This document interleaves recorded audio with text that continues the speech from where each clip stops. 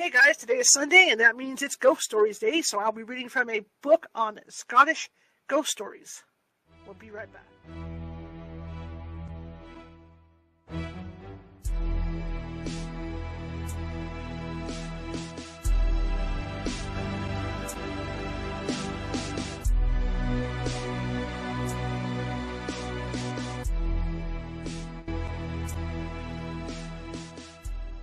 Grab your popcorn and snacks.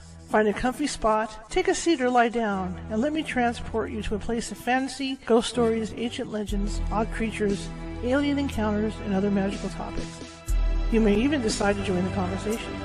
From faraway lands to your own backyard, with a small dash of pixie dust, turn out the lights and open your minds. The journey is about to begin. Hey everybody, how's it going? Let me start TikTok here. Okay. Hey everybody, how's it going? My name is Charlotte. I'm going to be your host for the next hour, maybe a little more. I'm also the owner of the California Haunts Paranormal Investigation Team, based out of Sacramento, California. We're 45 strong up and down the state, which means if you have a paranormal need or you think you have a paranormal need, we can get to you. It might take us a while, but we definitely can get to you. I want to welcome everybody from TikTok who's going to be watching tonight, everybody on Facebook, everybody at YouTube, all the other places that people watch us from. That being said, if you do have a paranormal issue, we can get to you. It might take us a while to get out, but we will get to you. California is a big state. So what we do with California is that if it takes us more than a couple days, we do have psychics on staff who can come out and talk to you about what may or may not be going on in your current situation. And in most cases, if it is paranormal, they can settle things down before we get out there. Hello, TikTok. I see you coming on. Welcome, welcome, welcome. My name is Charlotte. I'm the owner of the California Haunts Paranormal Investigation Team based out of Sacramento. And tonight is Sunday Reading Night. What is Sunday Reading Night? Well, I pick ghost stories to read on a Sunday. That way when you're getting back into going to work and everything else that you might be doing, you could just sit back, have your dinner, have some coffee. Some people carry me around their pockets while I read from a paranormal themed book. Sometimes they're true stories, sometimes they're not true stories, but it's just a way to start your week off, okay? And all I ask is, just like with all the social media places, is that, okay, if you're watching from Facebook tonight, please feel free to leave us a like, thumbs up, happy face, things like that. Also, if you haven't done so already, please do hit that follow button if you like what you hear and see tonight. Same thing with YouTube. If you like what you hear and see tonight, please hit that follow button. We're always looking for followers. And hopefully you like what you see. And Twitch, you guys too out there. TikTok, if you like what you see, double tap that screen. I'm going for 1,000 likes today. So if you guys could help me out with 1,000 likes, that would be great. Like I said, we're going to spend an hour. We're going to read ghost stories, which is going to be really, really fun. It's weird how there it goes. See my arm up, like goes up. Like go on, like go off. Like, okay, anyway. But that would be really helpful. Also for TikTok, I do have a goal of 100 Knights Helms. That's because I don't make any money doing this. This is it. This is all I do. And I need to get the bills paid just like anybody else. And if you can find it in your heart to help me out with some Knights Helms, that would be great. You're not required to, but I really appreciate it. And again, I'm going for 1,000 likes, so if you could double tap that screen, if you like what you hear, great. But like I said, I'm going to be reading for an hour, everybody, and YouTube and all that. If you guys are in the chat room, please feel free to chat amongst yourselves, because that does help us get into the FYP and helps us be shared out to more people during the show, okay? And yeah, like I always say, if you like the show, share it with 5 people. If you hate the show, share it with 5 of your enemies, because we're trying to just get the word out about our show. TikTok, I actually have a subscriber. And the subscriber, if you subscribe, I'm going to call you the Boo Crew. You're my Boo Crew. Okay, we're all paranormal here all the time, so you would be my Boo Crew. So if you feel like you want to subscribe, we do this every Sunday around between 6 and 6:30. That would be great. And plus, I'm going to be doing other things. We're going to be doing psychic readings. We're going to be taking you on ghost hunts. We're going to be telling stories about haunted places. Everything I do on all my other social media. Plus, this isn't the only show I do. I'm on, 6 days a week. I'm on Sunday through Friday. And we do a show every night, 6:30 p.m. Pacific. For right now, over at youtube.com/@California Haunts Radio. Soon we'll be able to go live on TikTok as well doing the show. where I interview guests, paranormal guests. Sometimes they're not paranormal guests, but I interview guests for that show, and it's really a cool show. It's really a fun show. You'll learn about UFOs and cryptids and all that stuff. If you're in the paranormal, this is the place to be. All right. Anyway, so we're going to finish our book. This is the day 6, the last day. Excuse my squeaky chair. It's an old chair, but it's comfortable. Got to buy a new chair at some point. All right. We are finishing our book on Scottish ghost stories. All these stories so far have supposedly been true. So we're going to finish this book, and then I have set up the next book right behind it. It may take me a couple minutes to get into the next book, because I have to enlarge it. My eyes are old, so I have to enlarge all the text and get everything arranged for it. But the next book in line is going to be a book on werewolves written by an Anglican priest. So that's the next book coming up in line. So let me get started on Scottish ghost stories, and I hope you guys over at TikTok enjoy it. Sit back and grab your dinner or grab a snack or turn the lights down, and sit around in the dark and listen to some spooky stories, right? Okay, here we go. Here we go, gang. Oh, yeah. Hang on, let me set this up. Damn, I forgot another button. Too many buttons in my life. Gotta have excuse me today. The show started out shaky over on Facebook and YouTube because I've been up since 7 o'clock this morning, and it's now coming up on 7 p.m., and I haven't had lunch. I haven't had anything. I've just been doing excuse my pun, a dead run all day. So, yeah. All right, so please, TikTok, you double tap that screen. I'm trying to get to my 1,000 likes. That would be really great today, as many likes as we can get in.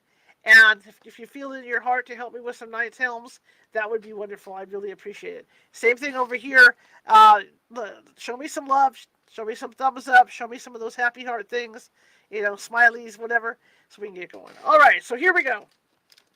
So this next chapter, the last chapter of the book, is called Glamis Castle. It's one of the most famous hauntings in Scotland. So here we go, and this is the last chapter we're going to be reading before we head into the werewolf book.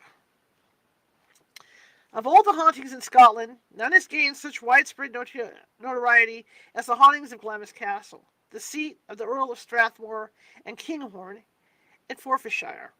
Also, these are from Project Gutenberg. If you guys want to check out Project Gutenberg, thousands of books over there that have been rewritten in English language and all kinds of stuff. These are out of property rights, so these are free to read at any time, anywhere you want.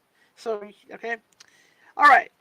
Part of the castle, that part of which is more frequently haunted, is of ancient, though uncertain date.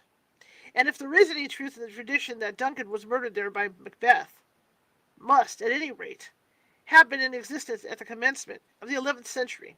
Of course, extra buildings have, from time to time, been added and renovations made, but the original structure remains pretty nearly the same as it always has been, and is included in a square tower that occupies its central position and commands a complete view of the entire castle.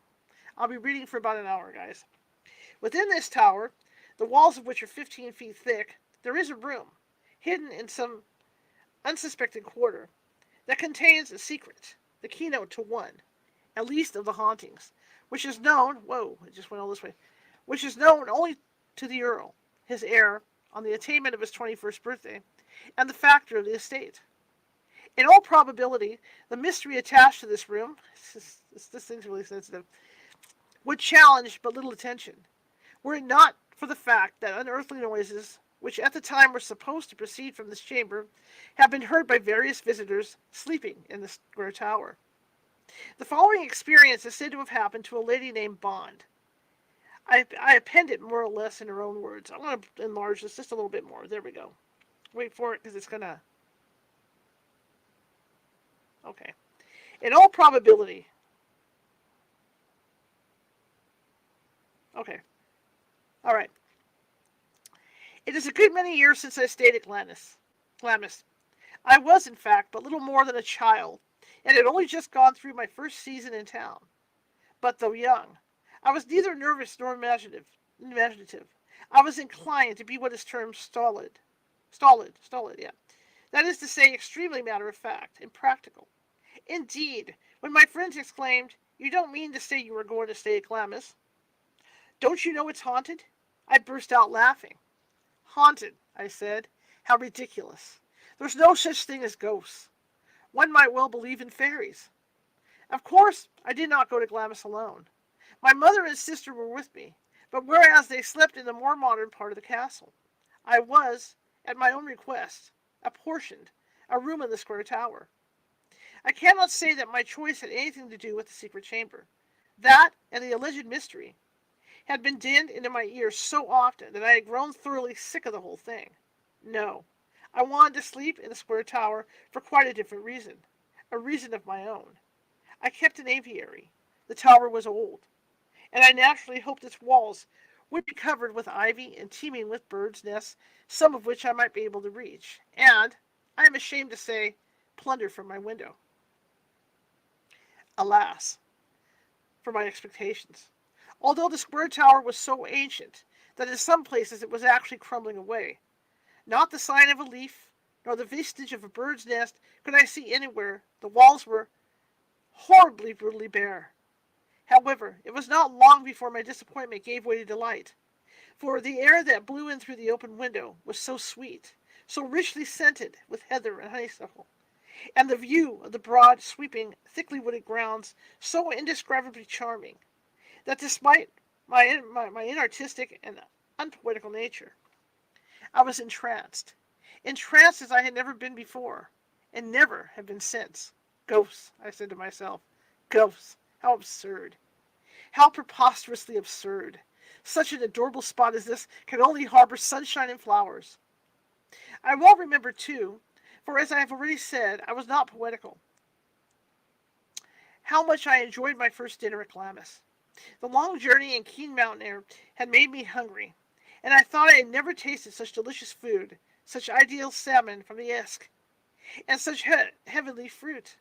But I must tell you that, although I ate heartily, as a healthy girl should, by the time I went to bed I had thoroughly digested my meal, and was, in fact, quite ready to partake of a few oatmeal biscuits I found in a dressing case, and remembered having bought at Perth.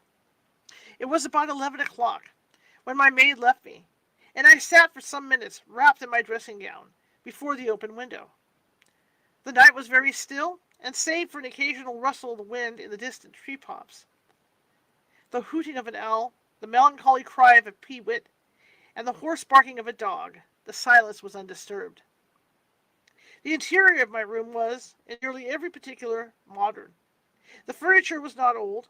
There were no grim carvings, no grotesque fashion tapestries on the walls, no dark cupboards, no gloomy corners. All was cozy and cheerful, and when I got into bed, no thought of bogle or mystery entered my mind. In a few minutes I was asleep, and for some time there was nothing but a blank in which all identity was annihilated. Then suddenly I found myself in an oddly shaped room, with a lofty ceiling and a window situated at so great a distance from the black oaken floor as to be altogether inaccessible from within. Feeble gleams of phosphorescent light made their way through the narrow panes, and served to render distinct the more prominent objects around. But my eyes struggled in vain to reach the remoter angles of the wall, one of which inspired me with terror such as I had never felt before.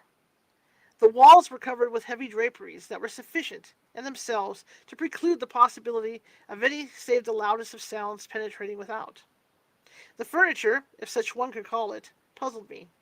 It seemed more fitted for the cell of a prison or lunatic asylum, or even for a kennel. Before I go any further, these books are written between the early mid-1800s to 1946, so some of this stuff may be not suitable for it nowadays, but you have to keep that in mind. I'll try to make the changes as I go, but sometimes I don't make the changes, so, it is what it is, okay? The furniture, if such one could call it, puzzled me. It seemed more fitted for the cell of a prison or lunatic asylum, or even for a kennel, than for an ordinary dwelling room. I could see no chair, only a coarse deal table, a straw mattress, and a kind of trough. An air of irredeemable gloom and horror hung over and pervaded everything. As I stood there, I felt I was waiting for something that was concealed in the corner of the room. I dreaded. I tried to reason with myself, to assure myself that there was nothing there that could hurt me, nothing that could even terrify me. But my efforts were in vain. My fears grew. Had I had some definite knowledge as to the cause of my alarm, I should not have suffered so much. But it was my ignorance of what was there, of what I feared, that made my terror so poignant. Each second saw the agony of my suspense increase. I dared not move. I hardly dared breathe, and I dreaded lest the violent pulsation of my heart should attract the attention of the unknown presence and precipitate its coming out. Yet, despite the perturbation of my mind, I caught myself analyzing my feelings. It was not danger I abhorred so much as its absolute effect, fright. I shuddered at the bare thought of what result the most trivial incidents, the creaking of a board, the ticking of a beetle, or hooting of an owl, might have on the intolerable agitation of my soul. In this unnerved and pitiable condition, I felt that the period was bound to come, sooner or later, when I should have to abandon life and reason together in the most desperate of struggles with fear. At length, something moved. An icy chill ran through my frame, and the horror of my anticipations immediately reached its culminating point. The presence was about to reveal itself. The gentle rubbing of a soft body on the floor, the crack of a bony joint, breathing another crack, and then, was it my own excited imagination, or the disturbing influence of the atmosphere, or the uncertain twilight of the chamber that produced before me, and the Stygian darkness of the recess, the facilitating an indistinct outline of something luminous and horrid? I would gladly have risked futurity to have looked elsewhere. I could not. My eyes were fixed. I was compelled to gaze steadily in front of me. Slowly, very slowly, the thing, whatever it was, took shape. Legs crooked, misshapen human legs. A body tawny and hunched. Arms long and spidery, with crooked knotted fingers. A head large and bestial, and covered with a tangled mass of gray hair that hung around its protruding forehead and pointed ears in ghastly mockery of curls. A face. And herein was the realization of all my dirtiest expectations. A face, white and staring, pig-like in formation. Malevolent in expression, a hellish combination of all things foul and animal, and yet not without a touch of pathos. As I stared at it aghast, it reared itself on its haunches after the manner of an ape, and leered piteously at me. Then, shuffling forward, it rolled over and lay sprawled out like some ungainly turtle and wallowed, as for warmth, in the cold gray beams of early dawn. At this juncture, the handle of the chamber door turned. Someone entered. There was a loud cry, and I awoke. Awoke to find the whole tower, walls and rafters, ringing with the most appalling screams I've ever heard. Screams of something or of someone, for there was in them a strong element of what was human as well as animal in the great distress. Wondering what it meant, and more than ever terrified, I sat up in bed and listened. Listened whilst a conviction, the result of intuition, suggestion, or what you will, but a conviction, all the same, forced me to associate the sounds with the thing in my dream, and I associate them still. I was, I think, in the year that the foregoing account was narrated to me, that I heard another story of the hauntings of Glamis, a story in connection with a lady whom I will call Miss McGinney. I append her experience as nearly as possible, as she is stated to have told it. I seldom talk about my adventure, Miss McGinney announced, because so many people ridicule the superphysical and laugh at the mere mention of ghosts.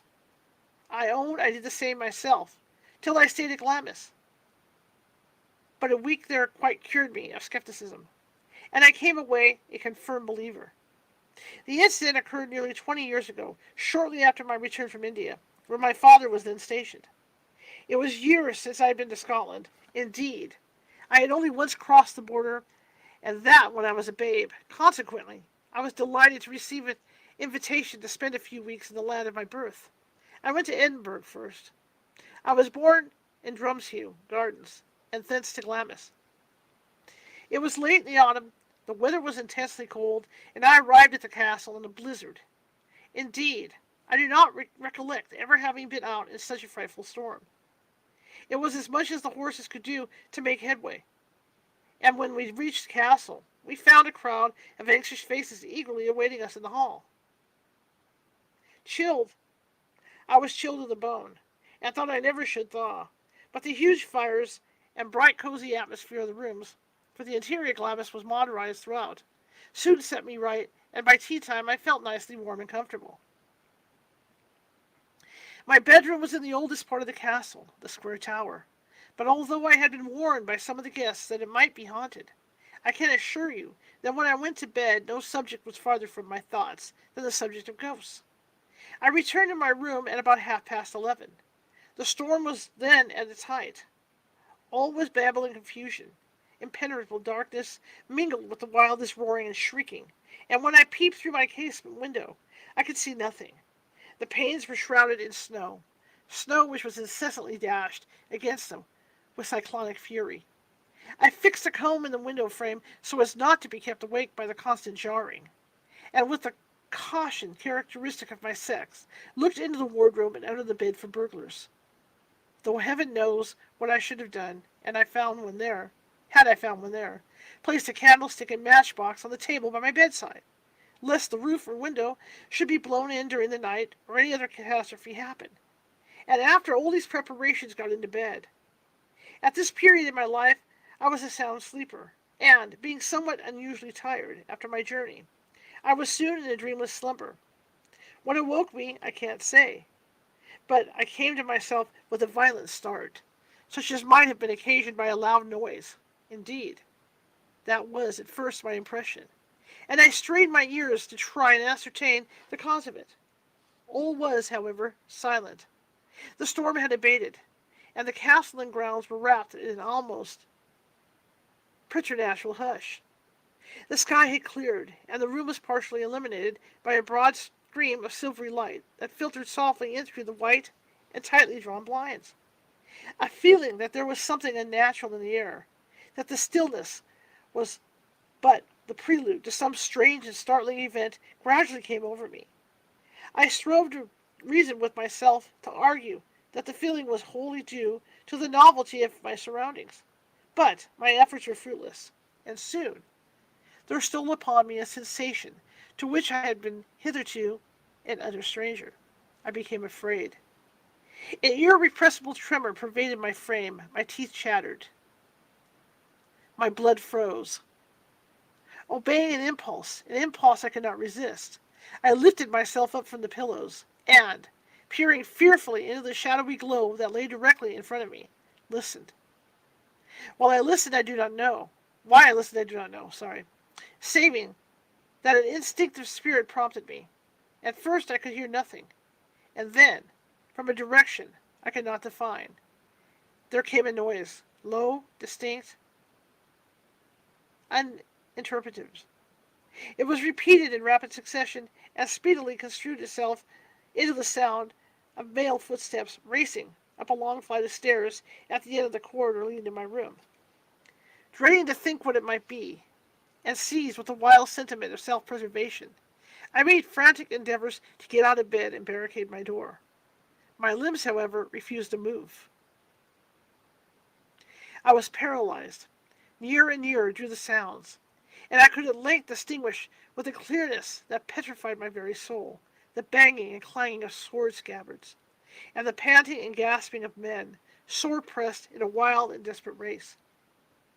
And then the meaning of it all came to me with hideous abruptness. It was a case of pursued and pursuing.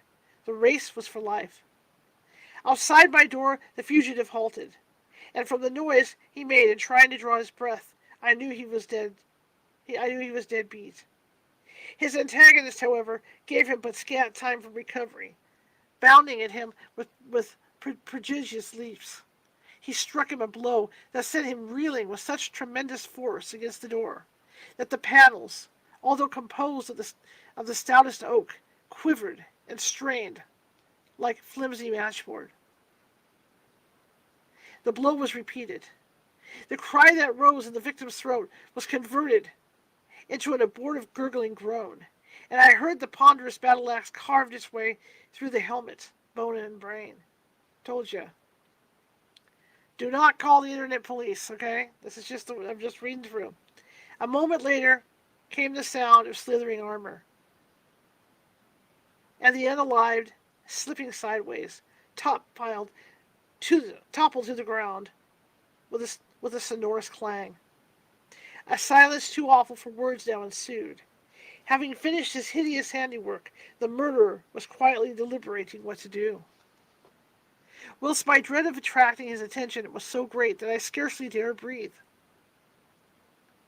This intolerable state of things had already lasted for what seemed to me a lifetime, when glancing involuntarily at the floor, I saw a stream of dark-looking fluid lazily lapping its way to me from the direction of the door. Another moment, and it would reach my shoes. In my dismay, I shrieked aloud.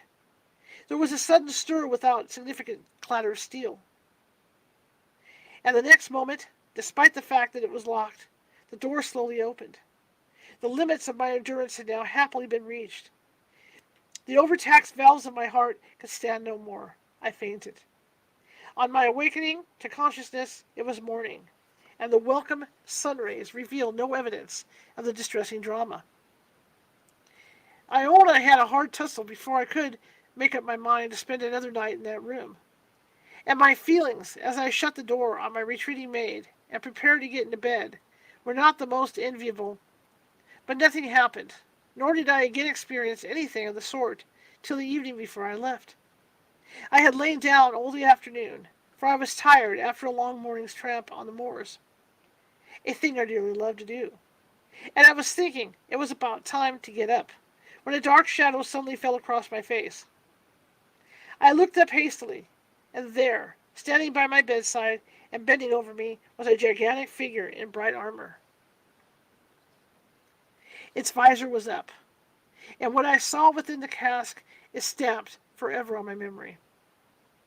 It was the face of the unalived, the long since unalived, with the expression, the subtle hellish expression of the living. As I gazed helplessly at it, it bent lower. I threw up my hands to ward it off. There was a loud rap at the door. As my maid softly entered to tell me tea was ready, it vanished. The third account of the Glamis hauntings was told me as long ago as the summer of 1893. See, 1800s. Double tap that screen if you like this. Please double tap that screen. We're trying to build up. Come on, guys.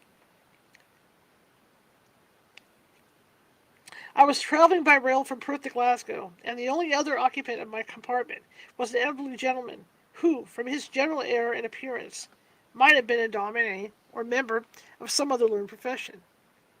I can see him in my eye now, a tall, thin man with a premature stoop. He had white hair, which was brushed forward on either side of his head in such a manner as suggested a wig, bushy eyebrows, dark, piercing eyes, and a stern, though somewhat sad mouth. His features were fine and scholarly. He was clean-shaven. There was something about him, something that marked him from the general horde, something that attracted me, and I began chatting with him soon after we left Perth. In the course of a conversation that was at all events interesting to me, I managed to introduce the subject of ghosts, then, as ever, uppermost in my thoughts. "Well," he said, "I can tell you of something rather extraordinary that my mother used to say happened to a friend of hers at Glamis. I have no doubt you are well acquainted with the hackneyed stories in connection with the hauntings at the castle. For example, Earl Beardy playing cards with the devil, and the weeping woman without hands or tongue. You can read about them in scores of books and magazines. But what befell my mother's friend, whom I will call Mrs. Gibbons, for I have forgotten her proper name, was apparently of a novel nature. The affair happened shortly before Mrs. Gibbons passed away, and I always thought that what took place might have been in some way connected to her death. She had driven over to the castle one day, during the absence of the owner, to see her cousin, who was in the employ of the Earl and Countess.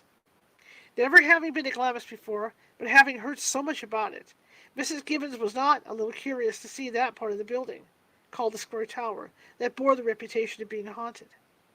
Tactfully biding an opportunity, she sounded her relative on the subject, and was laughingly informed that she might go anywhere about the place she pleased, saving to one spot, namely, Bluebeard's chamber.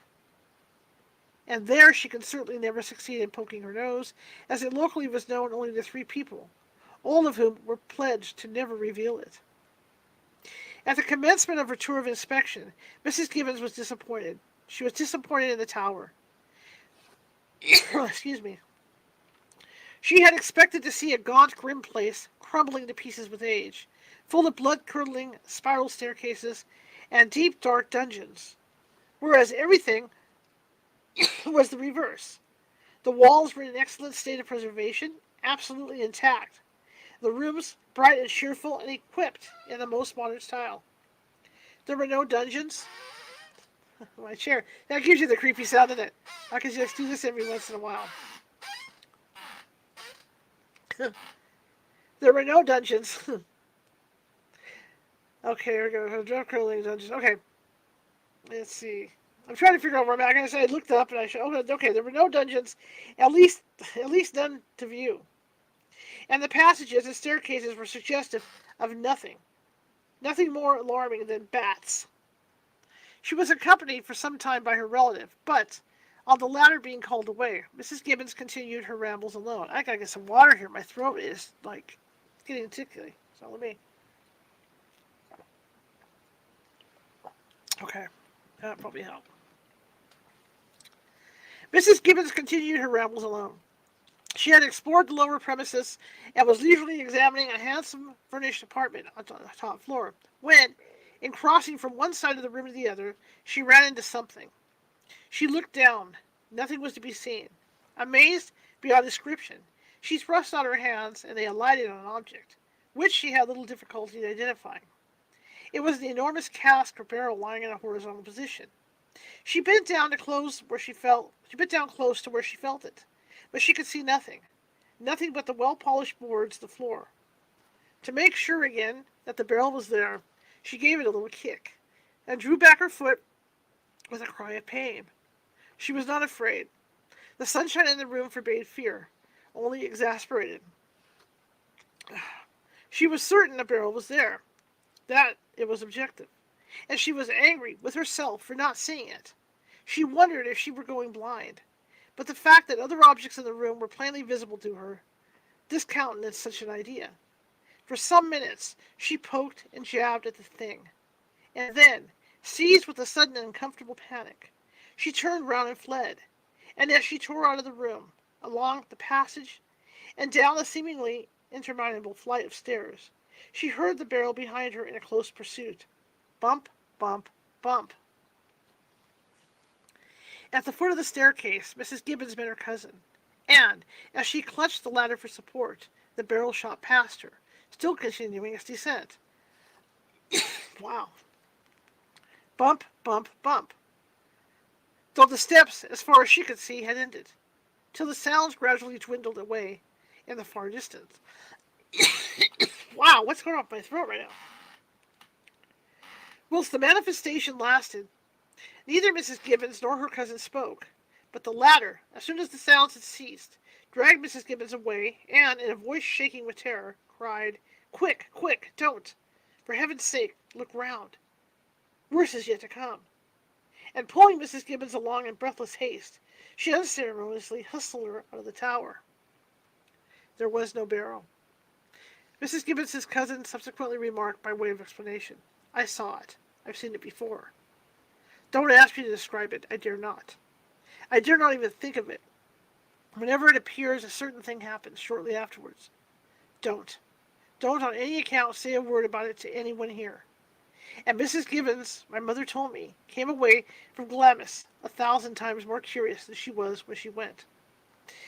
The last story I have to relate is one I heard many years ago when I was staying near Balmoral. Right? The Queen stays at Balmoral, Queen of England. I'm sorry, not anymore. The King of England, Charles and all the family, they stay there for their holidays. A gentleman named Vance, with strong antiquarian tastes, was staying at an inn near the Strathmore estate and roaming abroad one afternoon. In a fit of absent-mindedness, entered the castle grounds. It so happened, fortunately for him, that the family were away, and he encountered no one more formidable than a man he took to be a gardener, an uncouth-looking fellow with a huge head covered with a mass of red hair, hawk-like features, and high cheekbones, high even for a Scot. Struck with the appearance of the individual, Mr. Vance spoke, and, finding him wonderfully civil, asked whether, by any chance, he ever came across any fossils when digging in the gardens. I didn't ken the meaning of fossils, the man replied. What are they? Mr. Vance explained, and a look of cunning gradually pervaded the fellow's features. No, he said, I've never found any of those things. But if you'll give me your word to say nothing about it, I'll show you something I once dug up over yonder by the square tower. Do you mean the haunted tower? The tower that's supposed to contain the secret room? Mr. Vance exclaimed. An extraordinary expression, an expression such as Mr. Vance found it impossible to analyze, came into the man's eyes. Yes, that's it, he nodded. What people call, and rightly call, the haunted tower. I got it from there. But don't you say naught about it. Mr. Vance, whose curiosity was now roused, promised, and the man politely requested him to follow, led the way to a cottage that stood nearby in the heart of a gloomy wood. To Mr. Vance's astonishment, the treasure proved to be the skeleton of a hand with abnormally large knuckles, at the first joint of both fingers and thumb much shorter than the others. It was the most extraordinarily shaped hand Mr. Vance had ever seen, and he did not know in the least how to classify it. It repelled yet interested him, and he eventually offered the man a good sum to allow him to keep it. To his astonishment, the money was refused. You may have the thing and welcome, the fellow said, only I advise you not to look at it late at night, or just before getting into bed. If you do, you may have bad dreams. I will take my chance of that, Mr. Vance laughed. You see, being a hard-headed Cockney, I'm not superstitious. It is only you Highlanders and your first cousins, the Irish, who believe nowadays in bogles, omens, and such like. Now remember, it's an old book, okay? 1800. Right where am I at? That's what I get for yakking at you guys. There we go. Okay, packing the hand carefully in his knapsack, Mr. Vance bid the strange-looking creature good morning, and went on his way. For the rest of the day, the hand was uppermost in his thoughts. Nothing had ever fascinated him so much. He sat pondering over it the whole evening, and bedtime found him still examining it upstairs in his room by candlelight. He had a hazy recollection that some clock had struck 12. He was beginning to feel that it was about time to retire, when in the mirror opposite him he caught sight of the door. It was open. By Jove, that's odd, he said to himself. I could have sworn I shut and bolted it. To make sure, he turned round, the door was closed. An optical delusion, he murmured. I will try again. He looked into the mirror. The door reflected, and it was open. Utterly at a loss to know how to explain the phenomenon, he leaned forward in his seat to examine the glass more carefully, and, as he did so, he gave a start. On the threshold of the doorway was a shadow, black and bulbous. A cold shiver ran down Mr. Vance's spine, and just for a moment he felt afraid, terribly afraid.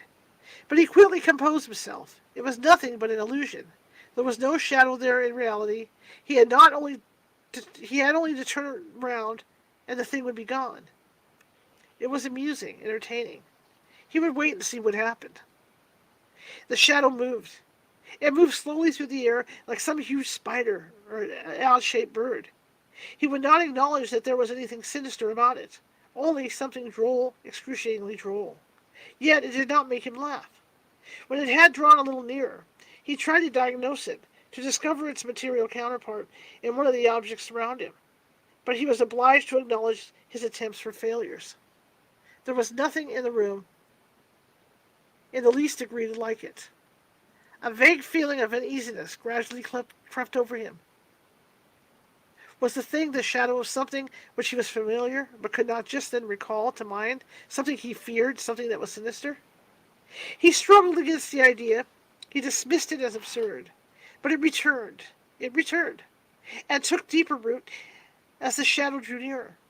He wished the house was not quite so silent, that he could hear some indication of life, anything for companionship, and to rid him of the very oppressive sense of loneliness and isolation. Again, a thrill of terror ran through him. "Look here," he exclaimed aloud, glad to hear the sound of his own voice. "Look here. If this goes on much longer, I shall begin to think I'm going mad. I have had enough, and more than enough of magic mirrors for one night. It's high time I got into bed." He strove to rise from his chair, to move. He was unable to do either. Some strange tyrannical force held him prisoner. A change now took place in the shadow.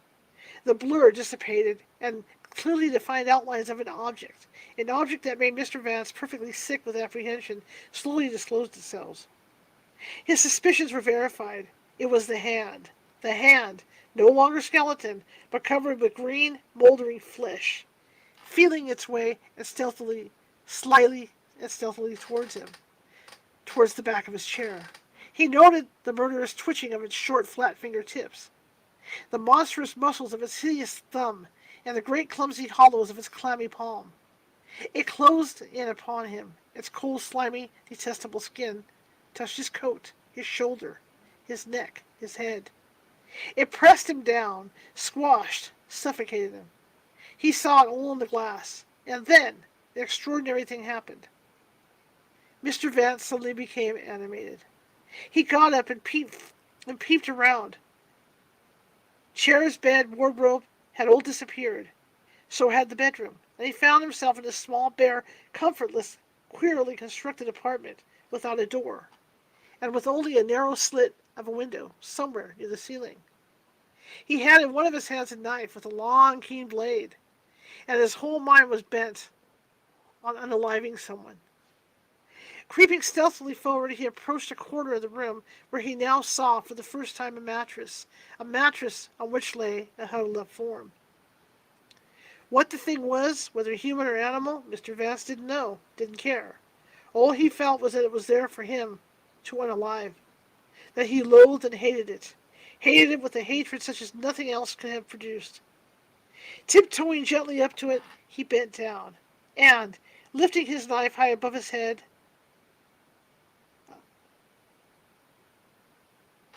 did the duty into the thing's body with all the force he could command. He recrossed the room and found himself once more in his apartment at the inn. He looked for the skeleton hand. It was not where he'd left it. It had all vanished.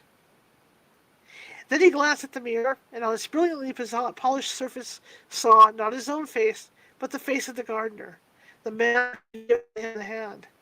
Features, color, hair, all were identical, wonderfully, hideously identical, and the eyes met his, and as the eyes met his, they smiled devilishly. Early the next day, Mr. Vance set out for the spinney and cottage. They were not to be found. Nobody had ever heard of them. He continued his travels, and some months later, at a lone collection of pictures in a gallery of Edinburgh, he came to an very abrupt halt, before the portrait of a gentleman in ancient costume. The face seemed strangely familiar. The huge head with thick red hair, the hawk-like features, the thin and tightly compressed lips. Then, in a trice, it all came back to him. The face he looked at was that of the uncouth gardener, the man who had given him the hand. And to clinch the matters, the eyes leered. That is it for this book. Finished off. So, yeah, that was a great book. And if you guys haven't, seen the rest of these shows with this book, visit youtube.com/California Haunts Radio to go back 5 Sundays to hear the rest of this book. All right, let me get out of this book, and I'm going to switch books here, so just let me get going here, looking at the licensing. Okay, let me get in here. I'm going to search in, and we're going to go ahead and grab. No, we don't want to do that. I want to get back in the library, so put me back in the library. I got to go this way. There we go. The Book of Werewolves by S. Baring Gould. The story behind me finding this book is funny because I've got Pluto TV, and I've been watching like all the Little House on the Prairie shows. And it just so happened that I think this was probably a Halloween one, but um, during one of the classes, Albert was introduced. Albert and Laura and all them were introduced by I think Mrs. Wilde. No, it was the other one, Miss Beadle. This book of werewolves, and you never know with TV shows whether what you're seeing is something that actually happened. So I thought it was funny. So I went ahead and got on Project Gutenberg and did some Googling, and sure enough, I found the book. So I decided to read it to you guys. It's 167 pages, and it's written by, I believe this guy is a Anglican priest, the guy that wrote it. So it's called The Book of Werewolves by S. Baring Gould.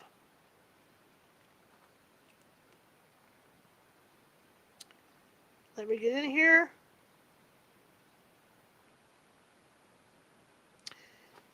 So here we go. And you have to remember these have been transcribed by people that just want to do book transcriptions so you can get this stuff from the 1800s. So the language, the wording might be a little off, the language might be a little off, but, the translations, so bear with me. The Book of Werewolves, being an account of terrible superstition. So let's see what we got going here. By Sabine Baring Gould. Smith, Elder and Company, London, 1865. So I'm looking at these chapters. We got quite a ways to go here. So we're gonna go through the history of werewolves. We're gonna go through like some stories of them. So here we go. Chapter 1, Introductory. I shall never forget the walk I took one night in Vienna, probably Vienna, after having accomplished the examination of an unknown druidical relic, the Pierre Levé. Yep, at La Rondelle. So it's obviously France. Near Champagne. See, that's what I told you. They're Champigny. I'm trying. I don't speak French, so bear with me. I had learned of the existence of this cromlech only on my arrival at Champigny in the afternoon, and I had started to visit the curiosity without calculating the time it would take me to reach it and to return. Suffice to say that I discovered the venerable pile of grey stones at sunset, and that I expended the last lights of evening in planning and sketching. I then turned my face homeward. My walk of about 10 miles had wearied me, coming at the end of a long day's posting, and I had laid myself in scrambling over some stones to the Gaulish relic. Gaul. A small hamlet was at no great distance, and I betook myself thither, in the hopes of hiring a trap to convey me to the post-house. But I was disappointed. Few in the place could speak French. See, I told you it was French. And the priest, when I applied to him, assured me that he believed that there was no better conveyance in the place than a common cheroot, with its solid wooden wheels, nor was a riding horse to be procured. The good man offered to house me for the night, but I was obliged to decline, as my family intended starting early on the following morning. Out spake then the mayor, Monsieur, can never go back tonight. Out spake the mayor, Monsieur, what Monsieur is that pronounced? Can never go back tonight across the flats because of the, and his voice dropped, the loups-garous. He said that he must return, replied the priest in Patios. But who will go with him? Aha! Made it clear. It is all very well for one of us to accompany him, but think of the coming back alone. Then two must go with him, said the priest, and you can take care of each other as you return. Picu tells me that he saw the werewolf only the day night, said a peasant. He was down by the hedge of his buckwheat field, and the sun had set, and he was thinking of coming home, when he heard a rustle on the far side of the hedge. He looked over, and there stood the wolf, as big as a calf against the horizon, its tongue out, and its eyes glaring like marsh fires. Mon Dieu! Catch me going over the morass tonight. Why, what could two men do if they were attacked by that wolf fiend? It is tempting Providence, said one of the elders of the village. No man must expect the help of God if he throws himself willfully in the way of danger. Is it not so, M. Leclerc? I heard you say as much from the pulpit on the first Sunday in Lent, preaching from the gospel. That is true, observed several, shaking their heads. His tongue hanging out and his eyes glaring like marsh fires, said the confident the confidant of Piku. Mon Dieu, I can say that. If I met the monster, I should run, quoth another. I quite believe you, quoth Fres. I can answer for it that you would, said the mayor. As big as a calf, threw in Piku's friend. If the loup, if the loup-garou were only a natural wolf, why then, you see, the mayor cleared his throat, you see we should think nothing of it. But M. le Cure, it is a fiend, and worse than a fiend, a man-fiend. A worse than a man-fiend, a man-wolf fiend. But what is the young monsieur to do? Asked the priest, looking from one to the other. Never mind, said I, who had been quietly listening to their patios, which I understood. Never mind, I will walk back by myself, and if I meet a loup-garou, I will crop his ears and tail and send them to M. Lemire, with my compliments. A sigh of relief from the assembly as they found themselves clear of the difficulty. Il est Anglais, said the mayor, shaking his head, as though he meant that an Englishman might face the devil with impunity. A melancholy flat was the morass, looking desolate enough by day, but now in the gloaming tenfold as desolate. The sky was perfectly clear and of a soft blue-gray tinge, illuminated by a new moon, a curve of light approaching its western bed. To the horizon reached a fen, black with pools of stagnant water, from which the frogs kept up an incessant trill through the summer night. Heath and fern, I think it's saying heather, it's probably heather. Heath and fern covered the ground. Yeah, heather and fern. But near the water grew dense masses of flag and bulrush, among which the light one sighed wearily. Here and there stood a sandy knoll capped with firs, looking like black splashes against the gray sky. Not a sign of habitation anywhere, the only trace of men being the white, straight road extending for miles across the fen. Okay. That this district harbored wolves is not improbable, and I confess that I armed myself with a strong stick at the first clump of trees through which the road dived. This was my first introduction to werewolves, and the circumstance of finding the superstition still so prevalent first gave me the idea of investigating the history and habits of these mythical creatures. I must acknowledge that I have been quite unsuccessful in obtaining a specimen of the animal, but I have found its traces in all directions.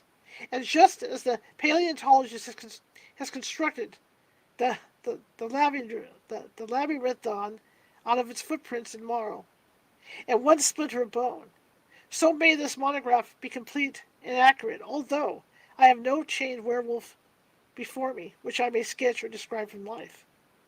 The traces left are indeed numerous enough, and though perhaps, like the dodo or the enormous, the werewolf may have become extinct in our age, yet he has left his stamp on classic antiquity. He has trodden deep in northern snows, has ridden roughshod over the medievals, and has howled amongst Asian sepulchres.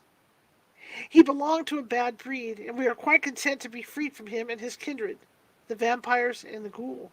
Yet, who knows? We may be a little too hasty in concluding that he is extinct. He may still prowl the forests, range still over Asiatic steppes, and be found howling dismally in some padded room of a handwell or a bedlam. In the following pages, I design to investigate the notices of werewolves, to be found in the ancient writers of classic antiquity, these contained in the northern sagas, and lastly, the numerous details afforded by the medieval authors. In connection with this, I shall give a sketch of modern folklore relating to lycanthropy. It will then be seen under the veil of mythology. It will then be seen that under the veil of mythology lies the solid reality, that a floating superstition holds in solution a positive truth. This I shall show to be an innate craving for blood implanted in certain natures, restrained under ordinary circumstances, but breaking forth occasionally accompanied with hallucination, leading in most cases to cannibalism. I shall then give instances of persons thus afflicted, who were believed by others, and who believed themselves, to be transformed into beasts, and who, in the paroxysms of their madness, committed numerous murders and devoured their victims. I shall next give instances of persons suffering from the same passion for blood, who murdered for mere gratification of their natural cruelty, but who were not subject to hallucinations, nor were addicted to cannibalism. I shall also give instances of persons filled with the same propensities, who murdered and ate their victims, but who were perfectly free from hallucination. Okay, I want to stop there because this puts us into chapter 2. So we're going to continue this werewolf book next week. So, yeah, that may makes it easier because if I start chapter 2, we're going to probably run into like a half hour's worth of reading. So we're just going to go ahead and stop there. Okay. I want to thank everybody for coming tonight. I really appreciate it. I know it's Sunday night. People are tired. It's beautiful outside, so there's a lot of people out and about. And I know I started like 30 minutes later than I normally do for the show because I was, like I said, I was involved in Zoom meetings and everything else, so I was trying to fit all this in. I want to thank everybody on TikTok for listening in tonight. And again, I'll be back on Sunday, 6 p.m. Pacific, to read some more. But if you want to see more of my show, which deals with cryptids like the werewolf, ghosts, and everything else, join us at youtube.com/California at California Haunts Radio. That's youtube.com/at California Haunts Radio.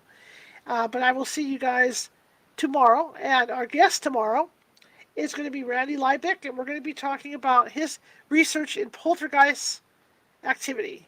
And there's new stuff that he's found out in his research. It's kind of changed since when I first started ghost hunting, so it should be interesting to see what he has to say about that. And that'll be at 6:30 p.m. Pacific tomorrow at California Haunts Radio site on YouTube, and the usual stuff from Facebook. All right, guys, if you like the show, share it with 5 people. If you hated the show, share it with 5 of your enemies. Equal opportunity here at California Haunts Radio. Just trying to get the word out about our little show. And I hope you enjoyed yourselves tonight. I am going to call it a night because I'm tired. It's been a long day. But I will see all of you hopefully tomorrow at 6:30 p.m. Pacific. Have a great evening, everybody.